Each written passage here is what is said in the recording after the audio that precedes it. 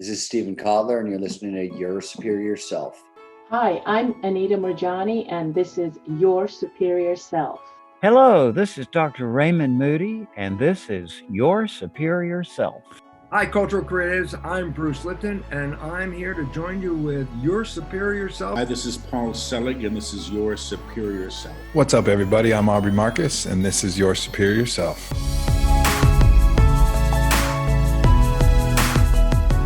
What is up, beautiful beings of consciousness? I'm Trey Downs, and you're listening to Your Superior Self podcast. Thank you guys for taking the time to download. I'm so glad that you did, because right now, waiting for you is the most prolific conversation that I've had to date with anyone on this show. And I'm so very glad that I was able to have that with Rabbi Dr. Wayne Dosick, the author of the phenomenal book, Radical Loving, One God, One World, One People. I just can't even explain the vibration that we take this show. The energy that is going to be released just through our words is something that excites me very much. And to give you that kind of context of what to expect, here is a small clip. The Hebrew is Harpu Udu Ki Anochi Elohim. Be still and know that I am God. So it goes Harpu Udu Ki Anochi Elohim. Harpu Udu Ki Anochi Elohim. Be still, and know that I am God. Be still, and know that I am God. Be still, and know that I am God. Be still, and know that I am God. And if you don't like the Hebrew or the English, it goes yada-da, yada-da, yada-da, yada-da, yada-da, yada-da, yada-da, yada-da. Not, you see, every generation takes that and says it a different way. Our generation, my generation at least, took that biblical phrase and made it the sounds of silence. Right? So this world we live in is a cacophony of sound. It's an amazing thing. We can't be quiet. You walk into an elevator and there's music. You walk into a grocery store, there's music. You walk into any restaurant these days, there's music. You even get in your own car, and what's one of the first things you do? You push the button. You push the button for the radio, or for those of us who are old and have old cars, you push the CD. And we can't be silent, but we have to be silent. We have to be quiet, because only in the quiet will we be filled up. I absolutely love that. And I hope you did too. Just trying to raise the vibration here before the episode. That's all I'm trying to do. Go to TreyDowns.com. Leave me your thoughts. Leave me your messages. I want to hear your story, your path, where you're at in your evolution of spirituality, your living soul hypothesis that Dr. Gary Schwartz would say. Where are you at in your process of evolution as a soul being, as a soul entity? I love hearing your thoughts. So yeah, go to TreyDowns.com. Let me know what your journey is, where you're at, what you're struggling with. I mean, we're all struggling. Why not do it together? All right, guys. So without further ado, here's the great and the powerful Rabbi Dr. Wayne Dosick. Hello, I'm Rabbi Wayne Dosick here in San Diego, and I am delighted to be on Your Superior Life. So do I call you Rabbi or Doctor? I have both titles. I cherish the Rabbi one more. The Doctor is an academic title. The Rabbi is a spiritual title. Rabbi and Doctor, Ph.D. I've never encountered that before. Many of us have done that. We did seminary, and then later on we did academic doctoral work. Fantastic. So I have your book, Radical Loving, and I love it. I think it's a beautifully written book. It fits everyone. It's not just to one religion or to one person. And that's what I love about it. I think it has a lot of beautiful messages in it, that we need more now than ever. Why did you write this book? I took one look at the world we're living in, and I saw how much pain and hurt and brokenness we were all feeling. Long held comfortable beliefs were just being shattered, and we were being inundated with division and divisiveness and racism and sexism and misogyny and terrorism and Islamophobia and anti-Semitism. Our streets and our children's playgrounds have become killing fields. And it's a tiny little village, this world now. And I knew that unless we figured out a way to live together, God forbid, we could perish together. And so that was the genesis of this book. Wow. I mean, you state, you talk about our relationship with God or life or the source. You use terminology that I'm so how should I say this? I'm a Catholic, but I'm finding myself moving away from the dogma more so into like spirituality, right? And I wanted to have you on because you have this beautifully written book that sounds more like the books that I've been reading about spirituality, more so than a dogmatic religion, right? Right. And you being a rabbi and a PhD, I was like, I got to have this guy on. Like, this is very interesting. You even state in the book that some of the stuff that you write, it might have been hard for you to say some of this stuff, right? Like, because of your background in your, in Judaism, like some of the, like you talk about, like, there's one example in this book where you're talking, I feel like you're either meditating or you're talking directly to God. I don't know. I mean, am I wrong? Like, did some of this material that you write in here like contradict anything that you were brought up on? Like, is it different? Like, how different is it? Nothing really contradicted anything I was brought up on, but all religions, and Judaism as well, a sense of triumphalism. We're better. The theme song of the world seems to be, my God's better than your God, and my scripture's better, and my values and principles are better, and God loves me more, and God loves my nation more and blesses us more. But it's absolutely impossible, because there is only one God who is the parent of us all. We call that God by many different names, just as in one family, you may say dad or daddy or pops or papa, mommy, mom, mama. But it's one parent, and we have one parent who created us all in the divine image and said to us, I love you. I love you because you're all my children. I love you equally. I don't play favorites. I hope you will love me, and I hope you will learn to love each other. You mentioned that you were brought up as a Catholic. I spent 17 years teaching the only courses in Jewish studies in the Department of Religion and Theological Studies at the University of San Diego, which is our local diocesan Catholic liberal arts university. And I preached from the pulpit of the Immaculata. I saw that in the book. How was that? One of my closest and dearest friends is a Jesuit priest, and we hang out together a lot. He's now moved back to his province in Milwaukee, so I don't see him very often. But he doesn't want me to be Catholic, and I don't want him to be Jewish.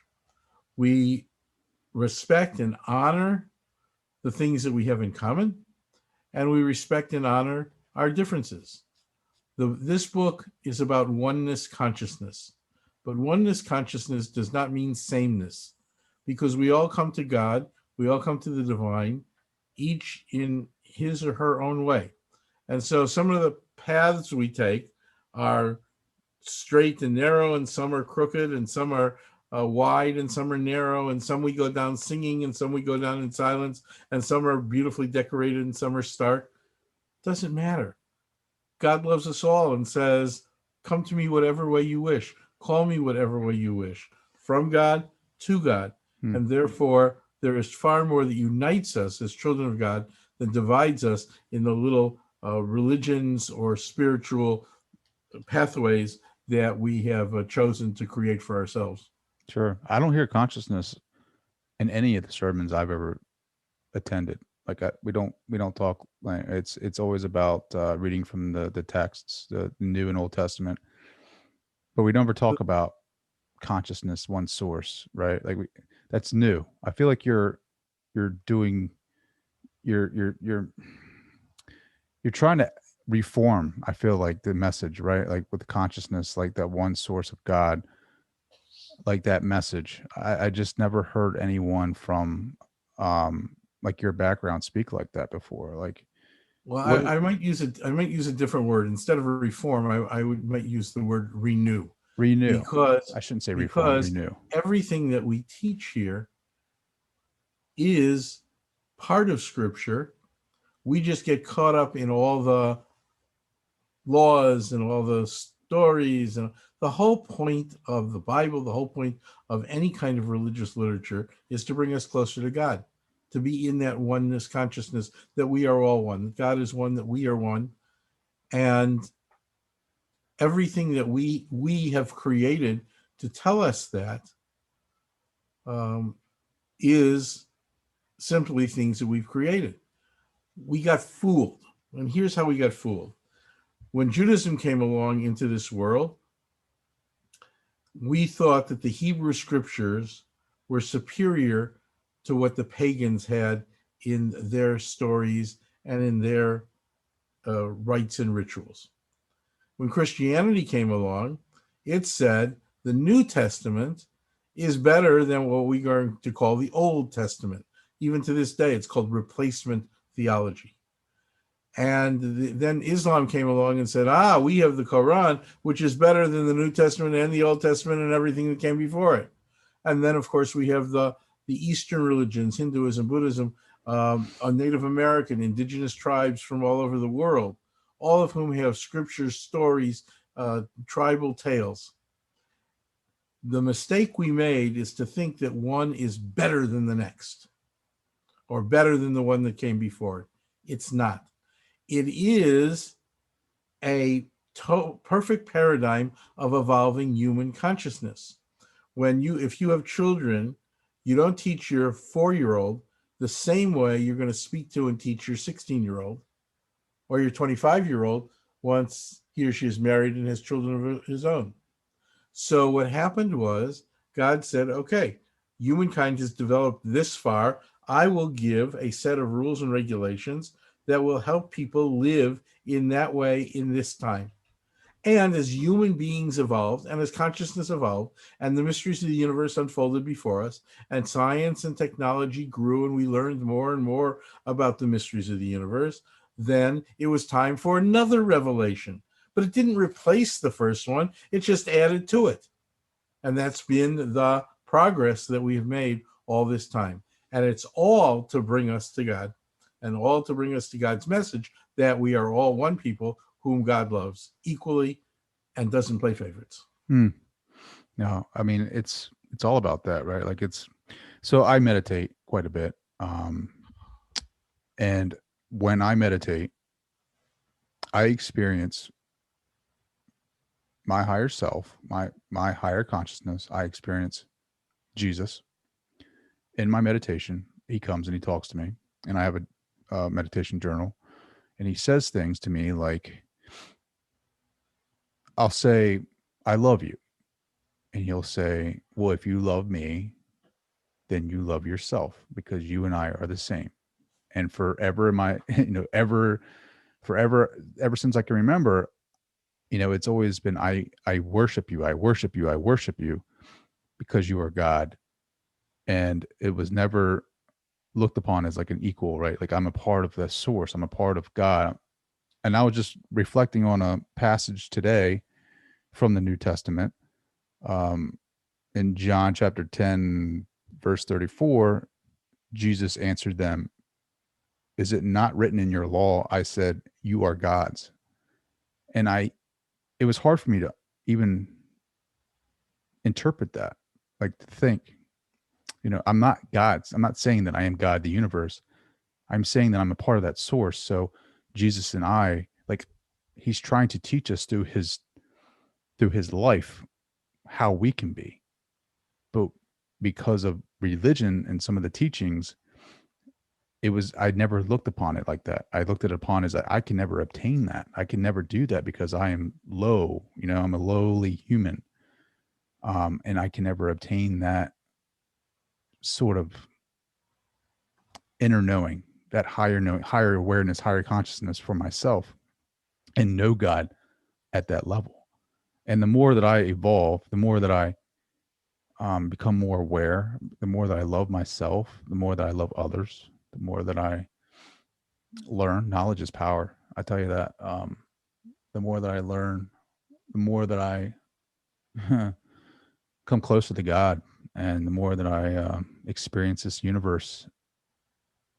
I still have the ego, right? Like I still have that little voice chirping in my head, about things, trying to be analytical, the left mind or left brain, saying like, how, like this, what are you talking about? Meditation, like, what are you doing? What is that vision? That is nothing. That's just you imagining this. This is not true. But my right side of my brain is like, man, how does that heart feel right now? How does that heart feel? And it feels so good. And that's what it's about, Rabbi Wayne, is that feeling, that love, right? Like as long as you feel good and you're vibrating here, it doesn't matter to me what you're reading or what you're doing. As long as you're spreading that love to others in the world and trying to help others feel that too, you're doing your job here. I mean, what are your thoughts on that? Well, you have two things that you've said, and I want to respond to both. Number one, people make a mistake. You don't, obviously. People make a mistake and say prayer and meditation is one way. I talk, God listens. But your example today, what you just told us, is a living example that it's two ways. We talk and God listens. Then God talks, and we have to learn to listen. Because God gives us messages. God gives us messages just as God spoke to Abraham and Moses and Jesus and Muhammad and Mother Teresa and Martin Luther King. God speaks directly to you. Mm-hmm. And you got that message. And you're giving that over first to yourself and then to the world. The second thing is that we are created in the image of God. And therefore, if we look in the mirror, by the way, you just got all fuzzy. I don't know what happened. I don't know. My camera's being weird, but I'm listening. For sure. So we're each created in the image of God. And if you look in the mirror, you see the face of God. And if you look in the face of another human being, you see the face of God. And if another human being looks in your face, she or he sees the face of God. So the only response, the only possible response to seeing the face of God is love. And so when we get frustrated with other people, the teller in the bank takes forever and the line is very long and we have to go somewhere else, or the teenage clerk in the convenience store can't make change for a dollar bill without using a calculator, or somebody cuts you off in traffic. That's a child of God.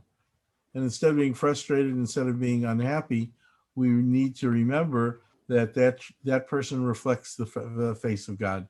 And our only response can possibly be the response of love. The only response to anger, the only response to hatred, the only response to fear is love. That's why we call the book Radical Loving, because we've sometimes forgotten or make love rote, or think that it has to do with all the songs or the love songs or the cards in the card shop about love. No, it's about the deep, deep response of one human being to another. The Eastern religions say namaste. The God in me, the divine in me sees the divine in you, and hopefully the divine in you sees the divine in me. That's a new concept to me. Like that's not a new, that's new concept to me. Like, do you teach that in Judaism? Like, I teach that all the time. You see, we're very good. Religion, all religions is very good at creating the communal relationship with God. You go to church, you go to synagogue, you go to mosque, and they say God, and God is the prayer book, the scripture, the preacher's talk. But we're not very good at doing what we're supposed to do best, and which you seem to know about already, and that is helping each person create not only the communal relationship, but a deep, personal, intimate, loving relationship with God. And if we can do that, then we are each in that relationship with God, and we can do nothing but ooze it out to the world. Because again, how could it be anything else but love when we encounter God all the time? You know, there's a tradition in Judaism which says you should say 100 prayers a day, 100 blessings a day. And St. Paul said, pray, pray, pray. 100 blessings a day. Pray, pray, pray. I wouldn't have time to do anything else. And that, of course, is the idea. It's metaphoric, but it's the idea. The idea is that if I pray if I say a blessing now, and I know that I'm going to say one 5 minutes from now, I can't possibly cheat you in business or hate you or dismiss you in those 5 minutes, because those minutes keep me in God energy. And when I'm in God energy, I'm being sourced by the source. I just turned to a page and I have to say this. There's two things on here I have to say. You talk about Wayne's World, which is one of my favorite movies. You quote, and you don't quote from the Wayne's World, but you mention it. I just have to say thank you for doing that. That's so awesome. But there is a quote in here that I would love for you to talk about. And the quote is, "You are my witness, I am God. When you are my witnesses, I am God. When you are not my witnesses, I am, as it were not God." Can you elaborate on that? Is that Sure. what we just talked about? Yeah, well, it goes even further. So there's an old legend that asks, what happens to all the prayers? All the prayers that go up to the heavenly throne, the metaphoric heavenly throne. What does God do with all the prayers?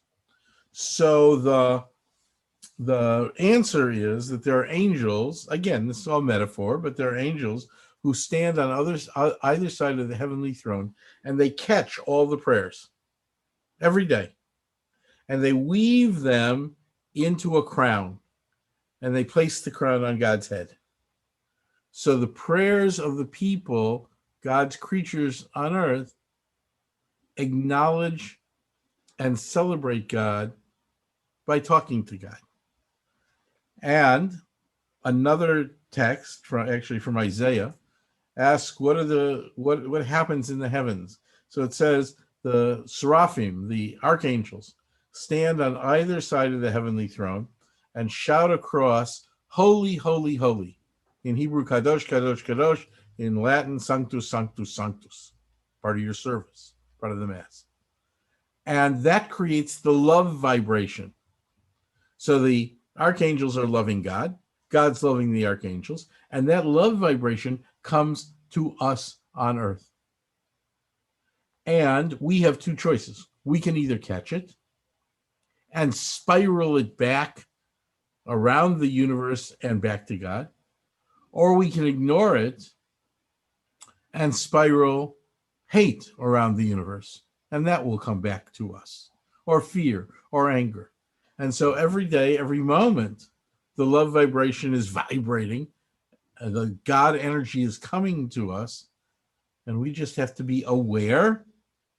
We have to be conscious of the consciousness of the one God, the one world, the one people.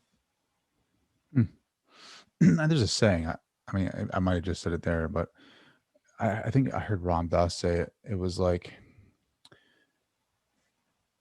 when I remember you, I am you, and when I forget you, I serve you, or something like that, right? Yeah, Like it's the same same thing. idea. Exact same idea. Do you meditate? That's a nice Jewish boy who made good, just like Jesus was a nice Jewish boy who made good. Do you meditate? I pray and I meditate. Absolutely. What are some of the, like, do you ever have like just prolific visions of what you consider the source of God? Like when you meditate, do you go like I also have like another place where I go. Like I'll go to the top of a mountain and I'm on a peak, and it's not so much Jesus, but it's like a source, an orb or something, and it's like I feel like it's God, but I'm hearing His voice through me. So it's like, do you have anything like that, visions going on? Well, I would simply say that because I have this notion of a deep personal intimate relationship with God, I don't have the notion of a authoritarian masculine figure sitting on a throne in judgment, hierarchies. I have what I call a pillow talk relationship with God, a love relationship with God. And that manifests in many, many different ways. So part of it is, prayer can come down to really only three things. And only is a silly word in this case because it's everything. But we can summarize it in three words. It's praise, it's thanks, and it's petition. And it's nice to ask for something, but the first thing is praise and thanks. And so when I praise and I thank God for this breath, for this life, you can see the mess behind me. I live in a nice place. I live in San Diego. The sun's still shining. I'm in great gratitude and I'm in great awe. So one of the things that I've developed for myself, and I talk about it in Radical Loving, is I've made a list of every person and every teacher who has had an effect on me and my learning and my life all the way through my life. Some of it goes back to antiquity, like Abraham and Moses and Jesus. And some of it goes back to the writings from that I've read from Aristotle and Plato and Descartes and all the others. And some of it is my own personal teachers, from my sophomore high school English teacher, to whom I'm so grateful, through the greatest rabbis of our time, the ones that I knew personally and the ones whose writings I read, to my family, to my closest friends. Sometimes I call them my kitchen cabinet, to my students, because as much as I learned from my teachers, I also learned from my students. And I read this list every day, and I speak gratitude to all of them and to each of them. And also, sometimes I ask one or more of them for help that day. If I'm going to be making sure that the grammar of this book is correct, I call upon my high school English teacher and I say, download me, make sure all the grammar is correct. Or if I'm struggling with a deep theological issue, I turn to my rabbis, my theologians, my spiritual guides, and I ask them to help open my mind so I understand more and more. That is a form of prayer as well. It's a form of meditation as well. And it is, for me, an extension, an enhancement, an enrichment of talking directly to God. I just love this one part. Be still and know that I am God. And you talk about being in silence. That's a verse from the Psalms. And actually, Jung, the great psychologist, had that phrase hanging outside his office door. Really? And we made up a chant for it. I do a lot of chanting. I do a lot of chanting because chant goes to a different level. Chant is not in our heads. Chant's in our hearts, in our spirits. And part of the reason for chant is to take us beyond what we're thinking. So here, I'll offer you the chant. I'll sing it a little bit in Hebrew, but then I'll sing it in English so that, maybe you'll like it. And please do. So it goes, the Hebrew is Harpu u'du'u ki anochi Elohim. Be still and know that I am God. So it goes, Harpu u'du'u ki anochi Elohim. Harpu udu ki anochi Elohim. Be still, and know that I am God. Be still, and know that I am God. Be still, and know that I am God. Be still, and know that I am God. And if you don't like the Hebrew or the English, it goes yada-da, yada-da, yada-da, yada-da, yada-da, yada-da, yada-da, not, you see, every generation takes that and says it a different way. Our generation, my generation at least, took that biblical phrase and made it the sounds of silence. Right? So this world we live in is a cacophony of sound. It's an amazing thing.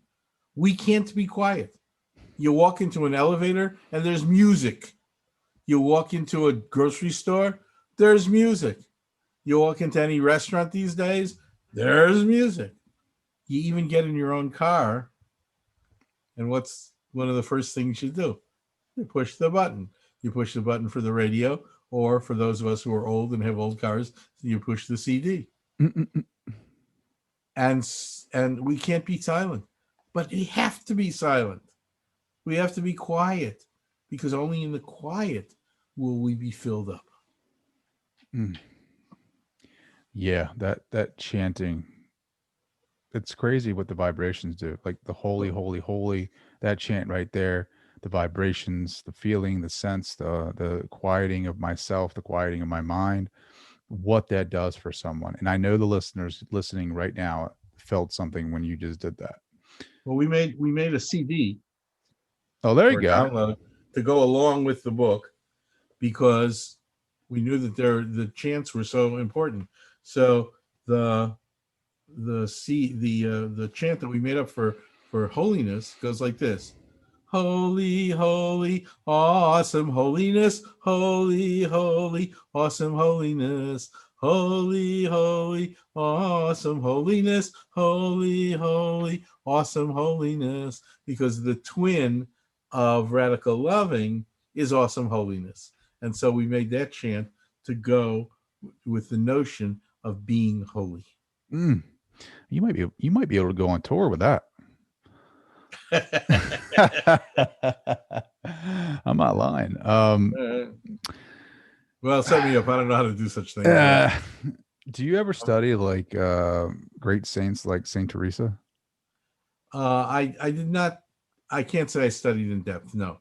Well, she talks about the meditation and the inner castles, like trying to obtain those. And I have a book somewhere around here. She has great work. I love her work about, I read it for that, how someone, this is just one of those examples where I was not accustomed to meditation being taught or meditation being spoken about in my religious, at mass. And then I picked up Saint Teresa, and she's talking about the inner castles, and she's talking about all these incredible visions she's having with God, these conversations. And I'm like, well, if she is, why can't I, so I started doing that. And that's when I started having these great visions and great connections and spirituality. And it's just a wonderful thing. And then you talk about, the chanting, like there is so much like information on chanting, like with not just with religious, but just meditation, like what the chanting does, how it can take you to another level, and you just experience, like you can experience like your higher self so much more just through the vibration, because we're so much more than just visualization. Like what we experience with these senses, we're just so much more than that. We're so limited with what we take in with these senses that we have, like our realities. Yeah, I don't know. What are your thoughts? Like, I mean, what I often take people through visualization meditations, and what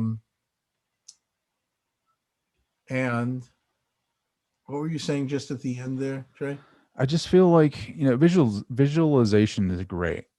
right? Yes. Like I visualize quite a bit, right? Like I do that. But it's different though. It's different. I feel like it's different when you're tapped in to the source than when I'm like closing my eyes and I'm visualizing something. But when I go deeper and quieter and I go deeper and deeper, it's different.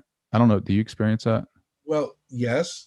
And I suggest in Radical Loving that we can reframe things that we have done lately by rote. Oh, I see a candle behind you there. You're burning a candle as part of your, I would assume, you're setting the holiness of your place, the sacredness of your place, sacred space, in order to do this interview.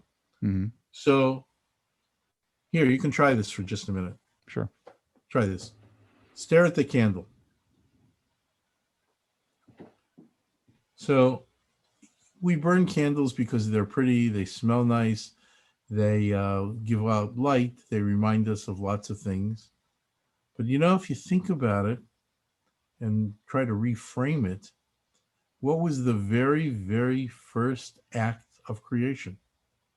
God said, "Let there be light." So we who are created in the image of God imitate God, and we create light. So if you stare into that candle flame for 10 or 30 seconds or 60 seconds, you might very well be able to get in touch with that primordial act of creation, let there be light. And if you can get in touch with that primordial act of creation, you may very well be able to get in touch with the primordial creator God. So the beautiful candle that's created sacred space for you now becomes a holy moment where you find your way to being in connection with God. And when you connect with God, then you can communicate with God, and you and God can be in intimate pillow talk conversation. I don't want to stop looking at it. That was beautiful. I've never had a religious teacher give me that type of experience ever. Beautiful. Thank you for that. I cannot thank you enough for that. And I highly suggest people light a candle and listen to that part over again. I mean, I just feel like I don't know. I just love I feel like you're right on track with everything that I'm about, but yet, we're two different people from two different, totally different paths. And here we are talking about consciousness and oneness with God. And it's unbelievable. You're blowing my mind. We may be from different paths, but we all started in the same place, you and I. Yeah. Everybody else who's listening to us. Hi, everybody. and we are all going to the same place, from God to God. This is just a question of how we get there. And how we get there has nothing more or less to do than where we were born, who our parents are, what our ethnicity is, what our country is, what our religious tradition is, what our spiritual tradition is, what foods we eat, what places we visit. It's all from the outside. The question is, what's on the inside? Mm-hmm. On the inside is you, it's me, it's every one of our listeners, and on the inside of each one of us is that intimate relationship with God. I love that. So I'm going to ask you a question, and I really don't know how you're going to answer this. That's why you have me here. Yeah. I really don't know how how this is going to go. If you knew how I was going to answer, you could answer it yourself and you wouldn't have to have me here. Do you believe in reincarnation? Yes. Do you really? Very simple. Yes. Have you ever experienced past lives, regression or anything? And actually, this is not a commercial, but my wife, Ellen Kaufman-Dosick, is the world master, both practitioner and teacher of the psychospiritual therapy called soul memory discovery. She's trained more than 500 people to take her work back to their communities. She's had well over 10 or 15,000 clients over the years. And the basic understanding is that the soul is eternal. The soul is eternal. Now, I know that in Catholicism, because Father O'Leary taught me this, that the teaching in Catholicism is the soul has one round around this earth and then stays. The heavenly reward is with Jesus for eternity. We believe that soul is eternal, and I myself believe, as the Hindus do, that souls can have other purposes than this one particular lifetime. So every soul that is eternal has within it a continually running film or tape, which imprints on the eternal soul the memory of everything that happens. And in Ellen's work, when somebody comes with a particular problem, instead of using 10 or 20 hours of talk therapy, she has a very simple process, a almost holy process, that takes people back to their own soul, in their own souls, to the moment that the presenting issue in this life had its origins. And she, with a simple process, she drains the origins like you and I would drain water from a car battery, and the car doesn't have any power, it doesn't go. So if you drain the origins, then the presenting problem in this lifetime dries up and goes away. Now, in religious terms, so that's in psychospiritual terms. In religious terms, it means that the soul is eternal, and that at the moment, my belief is at the moment of creation, God created every soul that would ever be on earth. And according to our tradition, there was one moment and one moment alone that every soul was in body on earth, or if not in body, then in earth in soul form, and that was at Sinai to receive the commandments. And sometimes a soul chooses to come to earth. It's a free will universe, so you have a conversation with God or God's representative and say, okay, what do you want to do now? And sometimes souls are with God in the heavenly realm. Sometimes souls have missions in other places or other worlds. And when I die, my body returns to the earth, to the dust that it was. My soul returns to God who gave it. And after a period of soul review, life review, where I learn from the lessons that I've learned, where I take in the lessons I've learned in this lifetime, then I have a choice. My soul has a choice. Do I return to earth in another body? Do I stay with God? Do I go on a different mission? And in consultation with the heavenly consultors, we make the next choice. What point in your life did you accept that? Like, probably about 30 or so years ago, when we met the teacher who had the origins, the very beginnings of what we now call soul memory discovery. Who was that teacher? Her name was Ronnie Reynolds. Unfortunately, she's no longer on this earth anymore. And Ellen became probably her greatest disciple. And that's your wife, and what is it, the foundation or institute called? Yeah, you can look it up online. It's called soulmemorydiscovery.com. Soulmemorydiscovery.com. No, I'm all about that. So, did you fight that at all? Did you have, obviously your tradition, I don't know.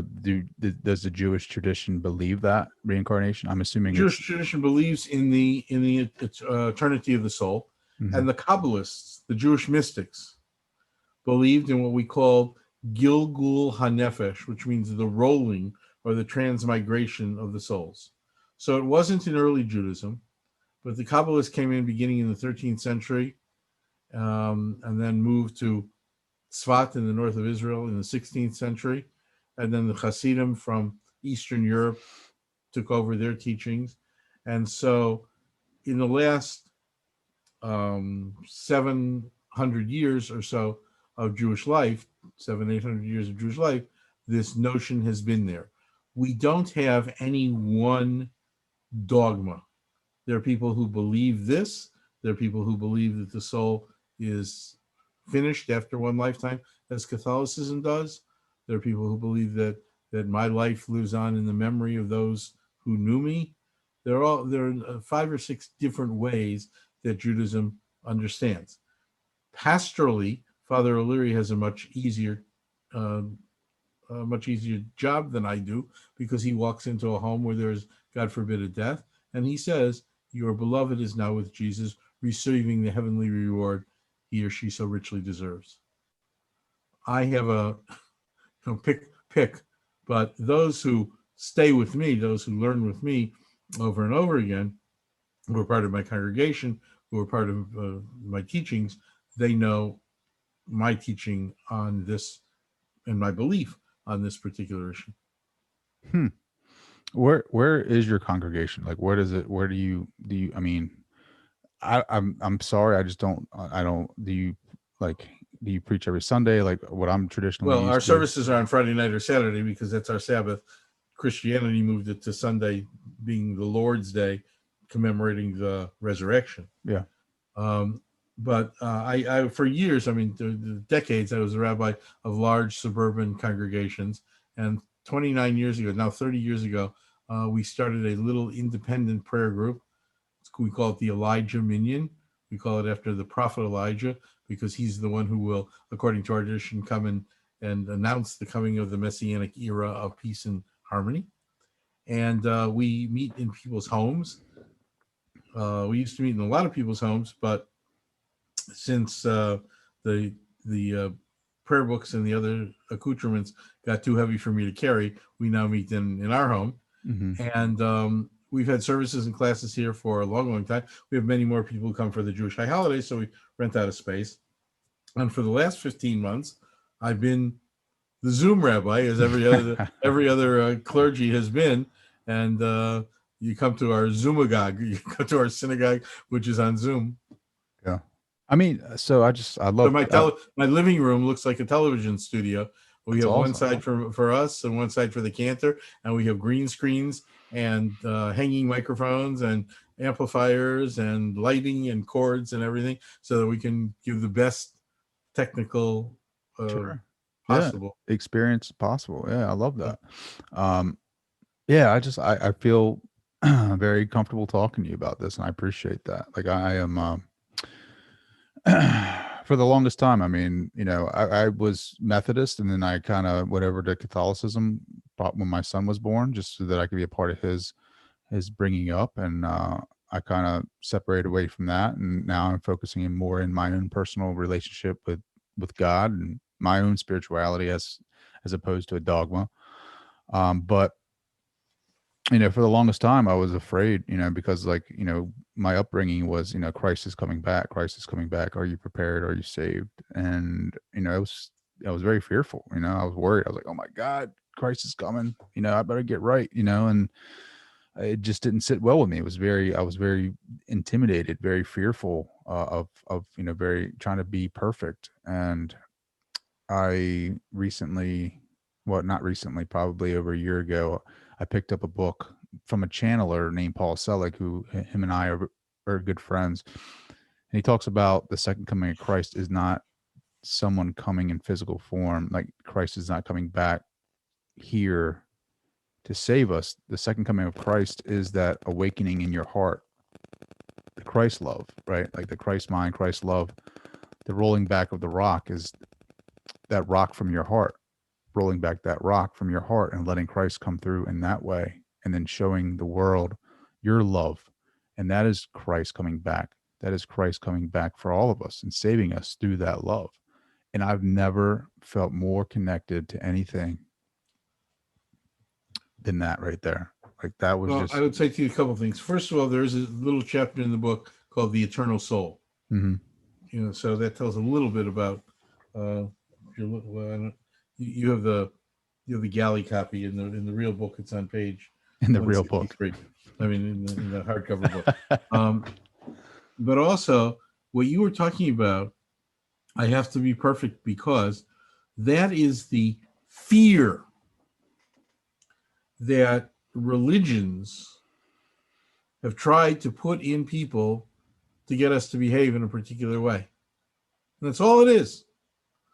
I want you to behave in a particular way. And the fear mongering that I will do is, if you don't do the right thing, you will not receive a reward in your afterlife, and you will not meet the Messiah.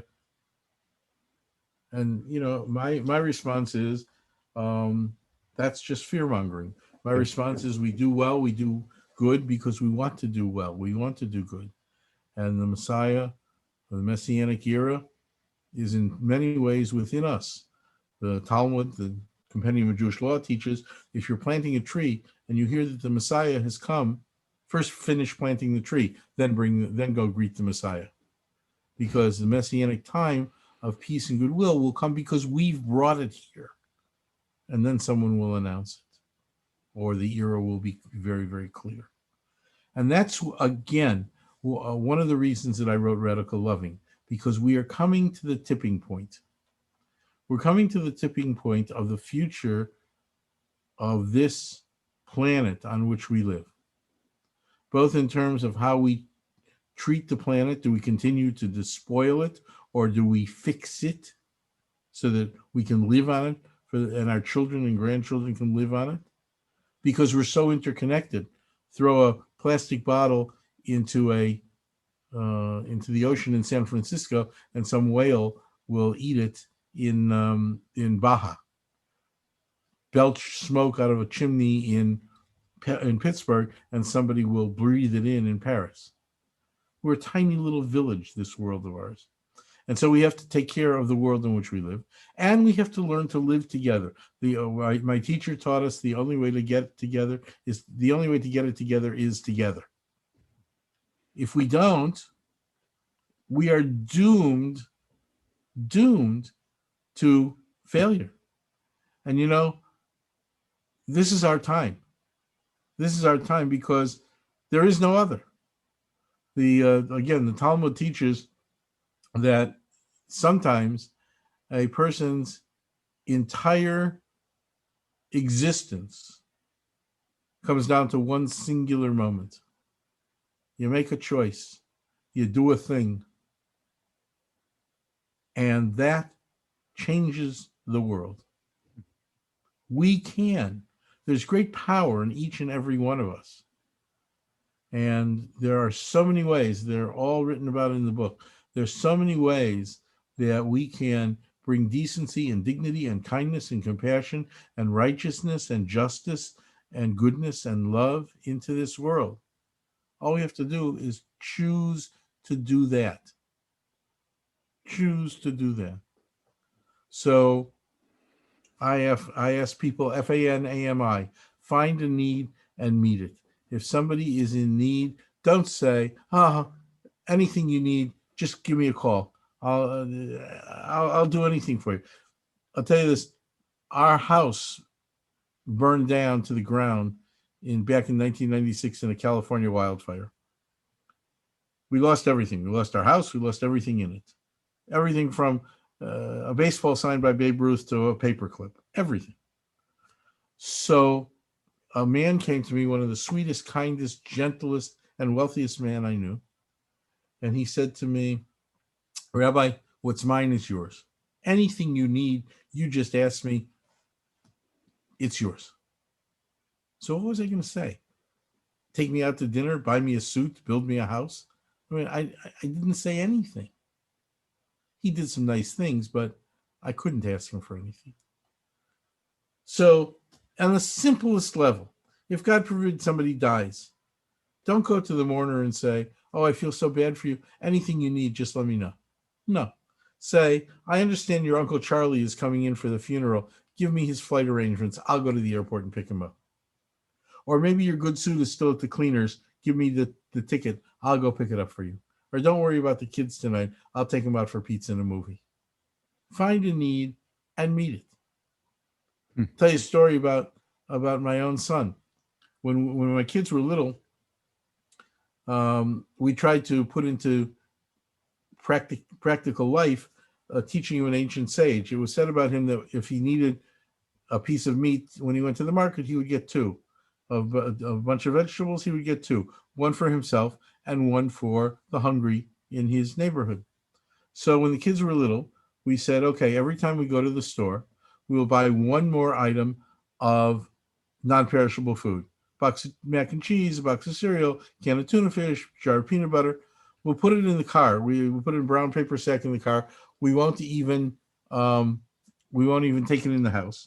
And when we have 2 or 3 bags of the food, we'll take it to the local food shelter, the food pantry. Well, one day I'm in the store with my son, who was probably about 5 at the time, and I took a box of cereal off of this shelf, and I said to him, honey, how about this as our food gift this week? And this little precocious 5-year-old grabbed it out of my hand and said, no, and put it back on the shelf and took another box of cereal. And he said, look, this will be our food gift for the week. And I said to him, honey, what's the difference? He said, look, Dad, there are hungry kids out there too. And kids like sugar Frosted Flakes better than we like Cheerios. In an instant, that kid taught me not to see the face of hunger or poverty or needing, but to see the face of God in a child whom we were helping to feed, who likes one cereal better than another. Mm. We can do that. You know, when you go to a hotel, they don't want you to steal the towels. But those little bottles of shampoo and conditioner and those little bars of soap, they expect you to take those. And so you go on a little trip, take them from the hotels. And when you collect enough, take them to the local shelter. Sure. Because we use and pay for our designer shampoos. In my case, I don't. I just take a polish on my bald head here. But one little bottle of that shampoo or conditioner is one head wash, one shampoo, 2 shampoos for somebody who doesn't have any shampoo. So when we give away clothes, we give away pants, shirts, dresses, blouses. But you know, if a man needs a pair of pants, he probably needs a pair of socks too. Sure. And no one ever thinks to give away a pair of socks. I know, right? So give away an old pair of socks, or if you don't want to do that, go to the store and buy a couple pair of socks and add it to the old pants and shirts that you're giving away. See the face of a person whom you can help, because that's a face of God in that person. Rabbi, I can talk to you all night. How can people find out more about you? Where can they find the book? The book is all over. It's in bookstores and it's on all the online booksellers, Amazon.com, where it has 5-star reviews. Thank you very much. And it's on bookshop.com, barnesandnoble.com. And very, very shortly, the website will be up, which is called radicallovingbook.com, radicallovingbook.com. And there you can be directed to one of these online booksellers. And there you can also purchase a download of the CD or buy a hard copy of the CD itself, and we'll mail it to you. So you can get all the chants of the CD as well. And that should be up within a little while, a week or so. Awesome. Last question. I'm very interested in hearing this. What do you want your legacy to be?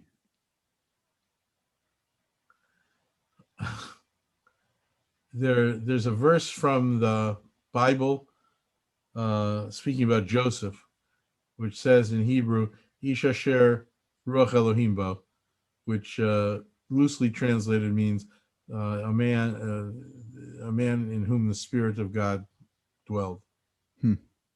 So I'd like my legacy to be that I was a messenger of God, that I brought God's word and will to the world, and that every day I tried to help bring the Messiah just a little bit. I love that. Thank you, Rabbi, for taking the time to come on the show. This has been a beautiful experience. A great pleasure. Thank you very much. And I want to tell you something. Deep, deep questions you asked. Deep religious and philosophical and spiritual questions, deep theological questions.